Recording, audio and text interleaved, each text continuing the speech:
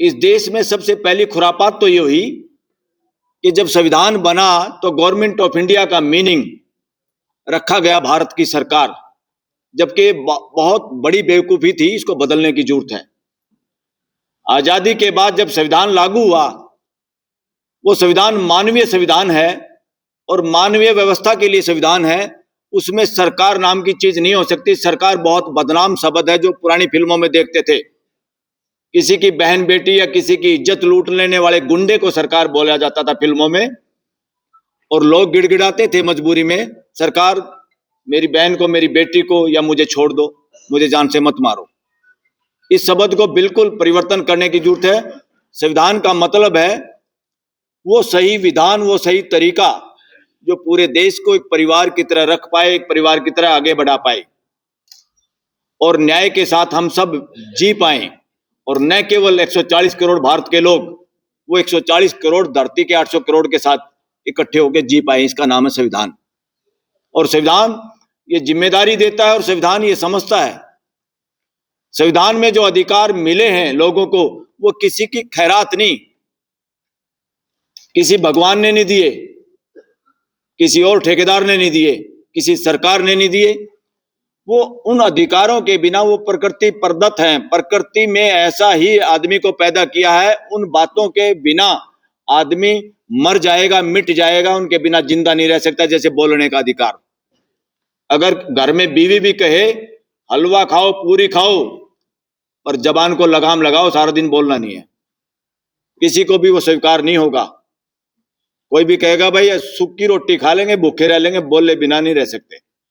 तो ये जो अधिकार हैं, ये तो प्रकृति में का स्वभाव ऐसा इंसान का, तो उस तरह से ये अधिकार मिले। तो यूजीसी में, यूनिवर्सिटियों में क्या गड़बड़ हो रही है? दो बहुत बड़ी गड़बड़ है जिस पे आप लोगों को ध्यान देना चाहिए। देश के संविधान की जो प्रस्तावना है, प्रस्तावना शब्द ऐसा है जो आम भाषा में इस्तेमाल नहीं होता। प्रस्तावना का असली मकसद है लक्ष्य। संविधान का क्या लक्ष्य है, संविधान क्या हासिल करने चाहता है, संविधान किस लिए बनाया है, वो उन शब्दों को हम प्रस्तावना कहते हैं। भाई क्या प्रस्ताव है संविधान का देश की जनता के लिए, या देश की जनता ने संविधान अपने ऊपर खुद लागू किया है, इसका मकसद क्या है? उसका सबसे बड़ा मकसद है जितने 140 करोड़ लोग हैं वो परिवार की तरह रह पाए और सबको न्याय मिले। सामाजिक न्याय सबसे पहले। सामाजिक न्याय का मतलब क्या? 140 करोड़ लोग एक दूसरे को अपने जैसा समझ पा रहे हैं कि नहीं समझ पा रहे? आज 80 साल के बाद भी अपने जैसा नहीं समझ पा रहे। और आज इस देश की सरकार जिसको चलाने की ड्यूटी, जिसके प्रति सबकी ड्यूटी है, वो देश की पार्लियामेंट, आपके प्रतिनिधियों की। यहां प्रतिनिधि जितने हैं वो जनता के प्रतिनिधि होने की बजाय पार्टियों की मदारी के बंदर हो गए हैं। उनके गले में पट्टा है। संविधान इसकी बात नहीं करता, संविधान पार्टी की बात नहीं करता। पूरे संविधान में पार्टी शब्द नहीं है। क्योंकि जब यूजीसी की गाइडलाइन आई थी तो देश के अंदर इसके समर्थन में ऑल पार्टी मीटिंग और बाहर जो बयान दिए, एक तो चंद्रशेखर जी का बयान आया था कि यूजीसी के जो नई गाइडलाइन है उसका हम समर्थन करते हैं। और लोकसभा के बाहर आपने भी मेरे बयान निश्चित रूप से पढ़े होंगे कि यूजीसी की जो गाइडलाइन है, आज भी देश के कई इलाके ऐसे हैं जहाँ अलग अलग जातियाँ अलग अलग जगह, कहीं ओबीसी के अंदर है, कहीं ओबीसी के अंदर नहीं है। तो जब यूजीसी की टीम देश के विश्वविद्यालय कॉलेजों के अंदर गई और उन्होंने देखा कि एससी एसटी के साथ साथ ओबीसी, मुस्लिम और दूसरा जो दबा कुचला तबका है, उनके साथ भी अन्याय, अत्याचार यूनिवर्सिटी कॉलेज के अंदर होता है। तो यूजीसी ने गाइडलाइन जारी की और ये कहा कि एससी एसटी को जो शक्तियां प्राप्त है कानूनन, वही ओबीसी और अन्य जो पिछड़ा वर्ग अपना है उनको, दलित शोषित तबके को यूनिवर्सिटी कॉलेज के अंदर मिलनी चाहिए। इसको लेकर देश के अंदर बहुत से लोग जो कभी कॉलेज नहीं गए, यूनिवर्सिटी की डिग्री नहीं ली, वो भी बैठे हैं सड़कों पे। भाई आप क्यों बैठे हो, आपको क्या पता यूजीसी क्या है? यूजीसी का पता नहीं, ऐसे ला के बिठा दिया। बहुत से लोग देश के अंदर बवाल कर रहे हैं और इस कानून के अंदर ऐसा कुछ भी नहीं है। इससे ओबीसी, एससी एसटी का जो हमें ताकत मिली है, इससे हमारे छात्र मजबूती के साथ विश्वविद्यालय कॉलेज में जाते हुए एक हमेशा एहसास उनको रहेगा, उनको हमेशा ही रहेगा कि हमारे पास ये ताकत है कि कोई उनकी इंसल्ट नहीं कर सके, कोई रैगिंग नहीं ला सके, कोई बेइज्जती नहीं कर सके, हल्के शब्दों से उनको पुकार नहीं सके। ये कानून बनाया यूजीसी ने। हम तो चाहते हैं कि पार्लियामेंट के अंदर इसको हम पास कराएं, देश की पार्लियामेंट का। ये हमारी तरफ से प्रयास रहेगा। और जो लोग इसका विरोध कर रहे हैं, उन्होंने विरोध करके भी देख लिया, बड़ी बड़ी बातें करी, ऐलान किए, लेकिन मैं ये कह रहा हूँ कि SC ST OBC की अगर पूरी गणना इस देश के अंदर हो जाए और सारे आंकड़े अगर देश के सामने आ जाए तो देश के अंदर लोगों की आंखें खुल जाएगी। मुस्लिम भी बहुत परेशान है इस देश के अंदर। हम कॉलेज यूनिवर्सिटी के अंदर देखते हैं किस दृष्टि से देखा जाता है। तो तमाम तबके, दबे कुचले तबके, जिन्होंने आज़ादी की लड़ाई के अंदर सबसे ज्यादा बढ़ चढ़ के हिस्सा लिया। और चंद्रशेखर जी, जैसा आपको बताया कि किसान आंदोलन के अंदर, मैं खुद पिछली सरकार थी उसमें NDA के अंदर था, तब देश का किसान तकलीफ में था। आप देखिए कि सत्ता को ठोकर मार के अगर सड़क पे कोई आया तो उत्तर भारत के अंदर हनुमान बेनीवाल सत्ता को ठोकर मार के सड़क पे आया। और एक अकाली आए तो अकाली तो खुद पूरे टाइम राज किए हुए थे, मुख्यमंत्री रहे, उनके परिवार से लंबे समय तक मंत्री रहे, उनको फर्क भी नहीं पड़ता। लेकिन मेरे लिए तो इससे अच्छा मौका नहीं था कि सत्ता के अंदर रह जाता, मंत्री बन जाता, 6 महीने पहले आ जाता। बाहर लोग ऐसे ही करते हैं, पहले आते, पार्टी बदली, फिर आए, फिर गए।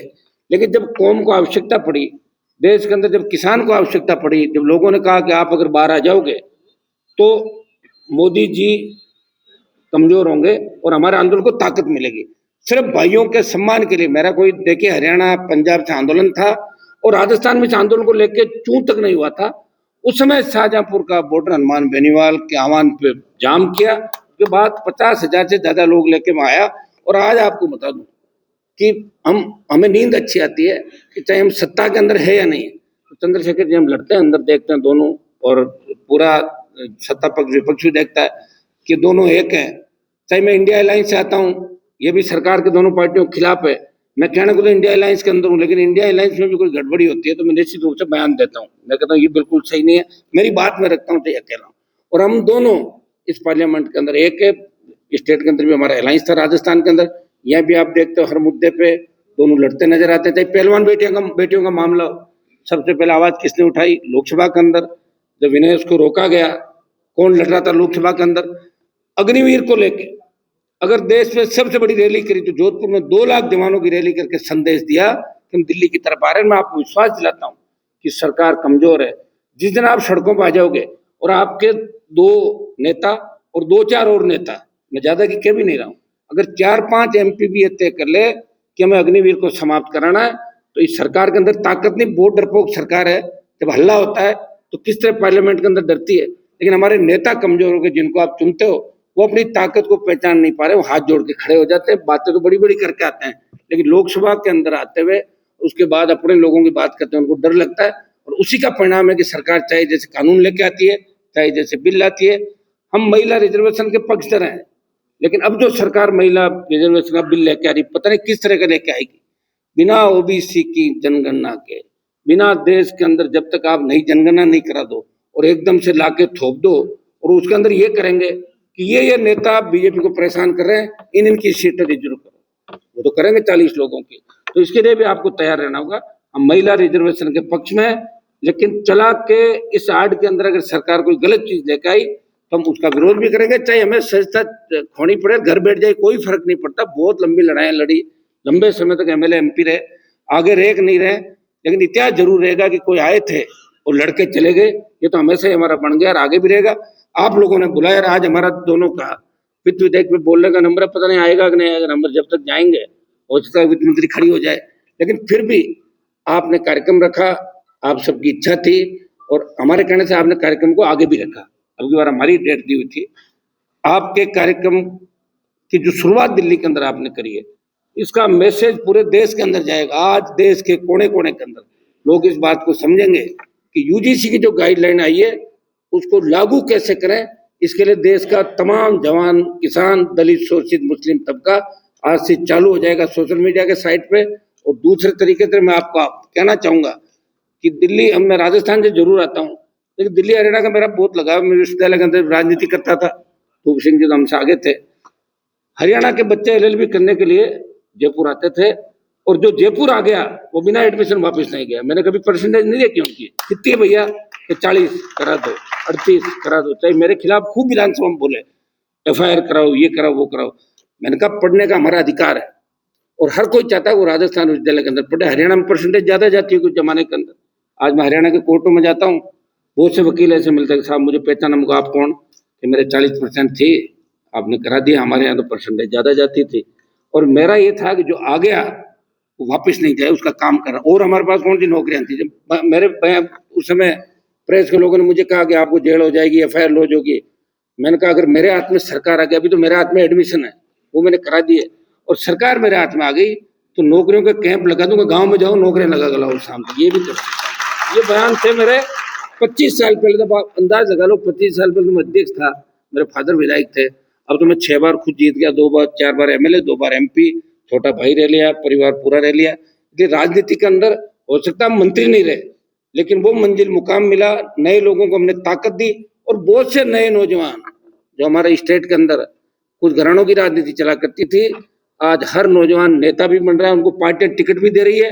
और हम दोनों तो पिछली बार बहुत से लोगों की मदद भी करी। हमने हमारी पार्टियों का नुकसान किया, अरे ठीक है यार, हमारे खड़ा करने से मजबूत आदमी हार जाएगा, रहने दो। इतने नुकसान खा के भी कौम की दलित शोषित पीड़ित की रखवाली हमने करी। मुझे याद है विश्वविद्यालय का वो दौर, जब जैसी बोझ कांड हो गया था, उस वक्त किस तरह दूसरे लोग हमारे समाज को बदनाम कर रहे थे।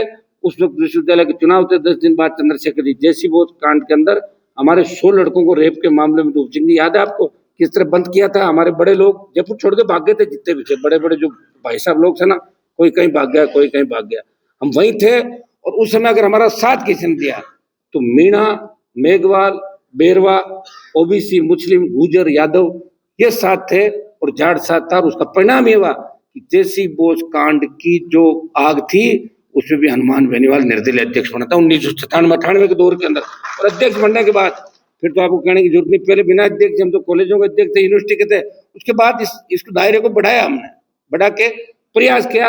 और धीरे धीरे जब लोकसभा के अंदर आने के बाद हरियाणा पंजाब के आंदोलन को जब आवश्यकता पड़ी, जब मुझे लगा कि सादत देने वाला कोई नहीं है, तो हनुमान बेनीवाल ने अपने समाज को निराश नहीं किया और आपका सम्मान करते हुए सत्ता को ठोकर मार के सड़कों पर आ गया। और मैं आपको विश्वास दिलाता हूँ, चंद्रशेखर जी जो बातें कही, अग्निवीर का भी हम विरोध करेंगे, दिल्ली को हम घेरेंगे आने वाले दिनों के अंदर। निश्चित रूप से दिल्ली में हमारे लोगों की जिस तरह सेमिनार हुई है, लाखों लोगों की एक रैली की बहुत बड़ी आवश्यकता है। जो पुराने जमाने में चौधरी चरण सिंह जी, चौधरी देवीलाल जी, महेंद्र सिंह टिकैत आंदोलन करते थे, उस आंदोलन की आवश्यकता है। आज मुझे बताएं, बाबा साहब ने जो हमें अधिकार दिया, लोग इस बात को क्यों नहीं समझ रहे। उन्होंने ये कहा था जब संविधान सभा की मीटिंग हुई, वोट का अधिकार किसको मिलेगा, तो लोगों ने कहा साहब पढ़े लिखे लोगों को मिलेगा, बिजनेस वालों को मिलेगा, जो अंग्रेजों के यहाँ नौकरी करते थे उनको मिलेगा, कुछ सीमित लोगों को वोट का अधिकार। तो उन्होंने कहा कि देश गुलामी के दौर से गुजरा है 150 साल अंग्रेजों के, उससे पहले किस तरह अलग अलग राजाओं के राज थे, दिल्ली किस तरह दूसरे लोगों के कब्जे में थी। कि वोट का अधिकार अनपढ़ व्यक्ति को मिले, जो हिंदुस्तान के अंदर निवास कर रहा है उसको वोट का अधिकार मिले। तो वोट का अधिकार बाबा साहब दिला, इसलिए सब बाबा साहब का जयकारा करते हैं। और निश्चित रूप से बाबा साहब की सोच के साथ ही हमें आगे बढ़ना। अगर देश को बचाना है, SC ST OBC मुस्लिम और दबे कुचले लोग जो इस देश के अंदर कहीं भी है, वो जिस दिन एक नहीं होंगे उस दिन आपको इसी तरह तकलीफ के दौर से गुजरना होगा। मैं चंद्रशेखर जी को धन्यवाद दूंगा कि इन्होंने बहुत दुख तकलीफें सहन करके उत्तर प्रदेश के अंदर एक नई क्रांति लेके आए। और हम भी राजस्थान के उस इलाके से, जिसकी हिस्ट्री के बारे में ज्यादा मैं नहीं जाऊंगा, नहीं तो फिर ये सोशल मीडिया पे उल्टी चली जाएगी हिस्ट्री, उससे लड़के। और हमने ये भी मैसेज दिया कि राजस्थान के नेता भी कमजोर नहीं है, ये संदेश देश के अंदर दे दिया। मैं आपको विश्वास दिलाता हूँ कि हम लोग पूरी ताकत के साथ आपके लड़ेंगे। लोकसभा के अंदर जो भी किसान विरोधी, दलित विरोधी, शोषित विरोधी कोई भी बिल, कोई भी बात आएगी तो हम आगे खड़े मिलेंगे। चाहे संख्या में हम 2 हो, 2 के हम 15 तो हो जाते हैं, इंडिपेंडेंट हो रहा है, कोशिश करते हैं, लेकिन 2 तो हम हमेशा ही रहते, चाहे कुछ हो जाए।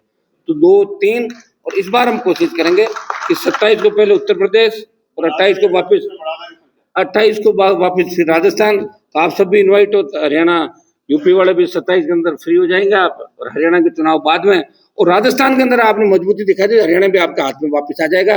नहीं तो हाथ में आया हुआ हरियाणा चला गया, सिर्फ शेड्यूल कास्ट के अलावा हमारे साथ में कोई नहीं दिखा। इस चुनाव के अंदर में देखा था। इन चीजों का आपको ध्यान रखना है। जर्सी बैठे हैं जाट, विष्णोई, सिद्ध, जोगी, नाथ, जो हमारे धनावंशी, जो अलग अलग हुए पंथ नए आए, तो हमारी कौम ने तो हमेशा दरिया दिली दिखाई।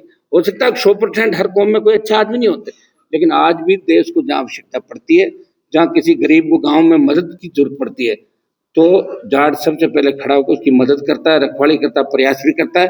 कई बार परिस्थितियां ऐसी बन जाती है कि बहुत से लोग निकम्मे किसी भी कौम से आ जाते हैं, लेकिन फिर भी मैं देश के नौजवानों को, आप सब जो आपने कार्यक्रम कराया हमारे इस बैनर तले यूनिवर्सल जाट मिशन के, तो उनको मैं सबको बधाई दूंगा और ये भी कहना चाहूँगा कि पंजाब, हरियाणा, अफगानिस्तान से लेकर गंगा के तट तक जो हमारी आबादी थी, धीरे धीरे एक प्लानिंग के तहत हमें आपस में लड़ने का काम किया, अलग अलग करने का काम किया, फिर भी हम सब लोग नए सिरे से एक होंगे। किसान आंदोलन पंजाब से चला और उसमें हनुमान बेनीवाल ने साथ दी, आप अंदाज लगा सकते हो कि अब ये कौमें एक होगी। यूपी, हरियाणा, पंजाब, दिल्ली, राजस्थान, मध्य प्रदेश और तमाम जो देश के इलाके हैं वहाँ दबा कुचला व्यक्ति हमारे साथ खड़ा मिलेगा और हम सब मिलके जो मिशन आपने चलाया ये तो हम कराएं गाइडलाइन लागू करने का जो समर्थन है ये आज से ही देश भर के अंदर अभियान चलेगा। तो हम चाहेंगे कि हम आगामी समय के अंदर दिल्ली में एक बड़ी रैली हम लोग मिलकर करें और वो रैली हो SC ST OBC की रैली, ऐसा रैला हो कि लोग बिलों के अंदर दुबक जाए। ये काम आने वाले समय के अंदर दिल्ली के अंदर। बहुत बहुत आपको बधाई।